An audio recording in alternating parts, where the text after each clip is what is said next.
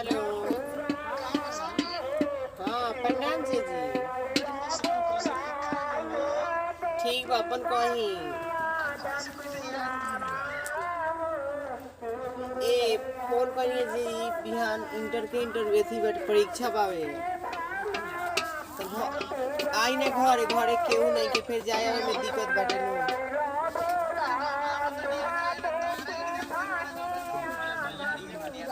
हाँ ठीक अब ना कहे हम लोग लेकिन आई कितना देर में आवा तनी। हाँ तो कल ही से परीक्षा बा बाटे रहुआ आती तो अब लेके चलती नु।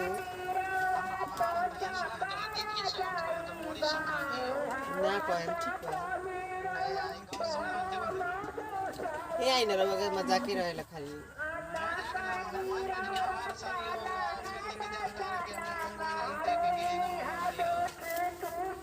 लोग जानत नहीं कैसे लोग ना कहे लोग जीजा साली जाता है। हाँ हम पूरा तैयारी में आई। हाँ आई ना तो पाँच पे घुमा।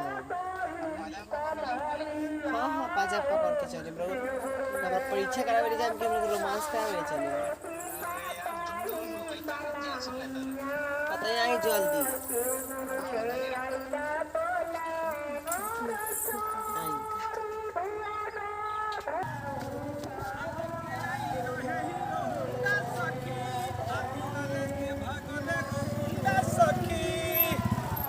हाय हाय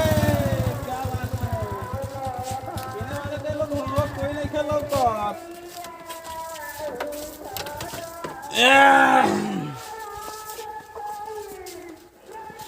देख ले मेरी झाड़ झूर के क्या बात है आज साली के एग्जाम दिवा देना है का हो आई ना है नहीं आवन है ना बाप रे बाप परिणाम खुश रहो वाह चली बैठी आय अकेला ही बाड़ू का हाँ माई बाबूजी कहाँ बाटे लोग नहीं खिलो गोल बटे लोग का अरे चलो ना आवन है ना एकदम आओ बैठो सब औसो समाचार ठीक ठाक बानू ठीक बा अपन तो है दीदी लोग कैसे बानी सब लोग बढ़िया बाटे यार का पूछले बाड़ू इतना ना देखत रहो बड़ी दिक्कत होता टे खाली बड़ा मोबाइल देखत रहो जा ए दादा तो मैं साली ना रहतू न जान लू तो तारा के तो का कर लेती आई काहे मोबाइल रख ले बाड़ू तू हैं ऐसे देखत रही टाइम पास करत रही है कोनो लड़के से बतियावत नहीं खून नहीं जीरो को इतना खराब सोचे नहीं हमरा के ऐसे मत सोचे ठीक बा सुन ला तारा के हम छोटे से लेके अभी तक ले खर्चा करते करते नहीं जान लू आ एने मने अथी करियो न के हम जब कोई त कहलू के लड़का बानी तभी लड़का नहीं खी अभी सियान हो गल बनी लड़का बन हाई हेते त फुलावना फूल गल बाटे बड़ी छरकत रहो खाली मजाके रहेला का मजाक काहे ला रही और रे यार जकर लग हइसन का साली रही है जो हां काहे ना हम तो जानता नहीं आज न तो बिहान तो हमेरे बाटे का हैं ऐ सुना ना का पहिले हम ये तोरा के अथी करे ना ऐसे मत कुछ कही लाजालू बड़ी तू ना लाज ना लगे काफी लाज लगी आ सुनो ना जल्दी तैयारी होगा ना कब खाने से बाटे एकदम शाम खाने से शाम खाने से कौन एग्जाम पड़ला हो यार बिहान सवेरे से एग्जाम बाटे आज रात भर एग्जाम बाटे 2 बजे से चलो जा तो 2 बजे से 5 बजे ले पता नहीं सने को दो यार बड़ी यार अजान तो ऐसे मत कर अभी एग्जाम में पास हो जाए ओकरा बाद पास हो जाम ओकरा बाद तेरे पता चल रहा है कि पास हो जाए तो टाल लगावे लगी नहीं मना कर दे माई के लिए मना ए सुना तो नहीं चश्मा पहने में तू बड़ा झकास लगता रहता है तोरा के देखी क्या बात है एगो सेल्फी खींची सेल्फी हमारा मोबाइल में खींचे तो हमारा मोबाइल कानर जैसा अरे अथी के नया मंगवाइले बने बाहर से तो नहीं सटावा ना गाल में गाल सटावा अली हम ना पहने में रखा सफा खिसी आता का चला जाओ सुतो रहनी है का देह दुखा दवा दी का ऐसे मत कर यार गुदगुदी बरला अरे तेरा बड़ी गुदगुदी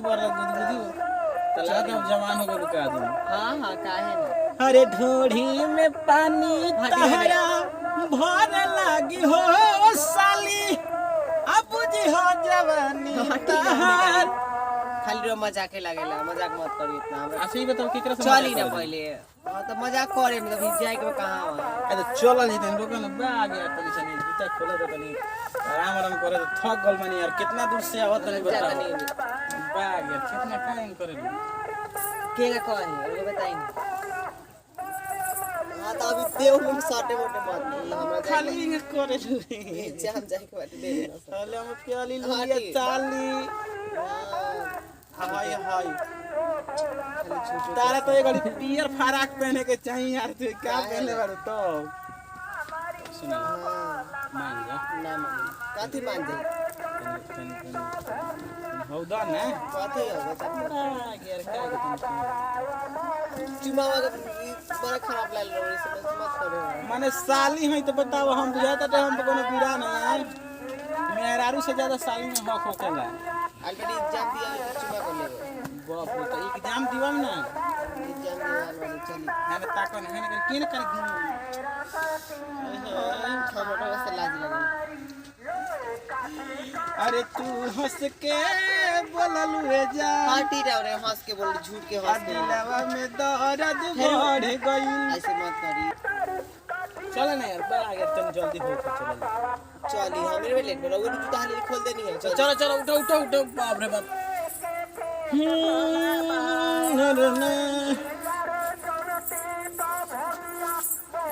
ऐ सुन ले आ कस के पकड़िए मोटरसाइकिल पर हां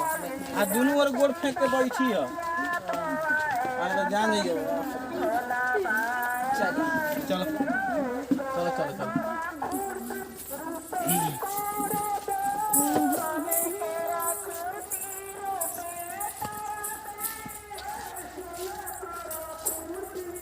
चली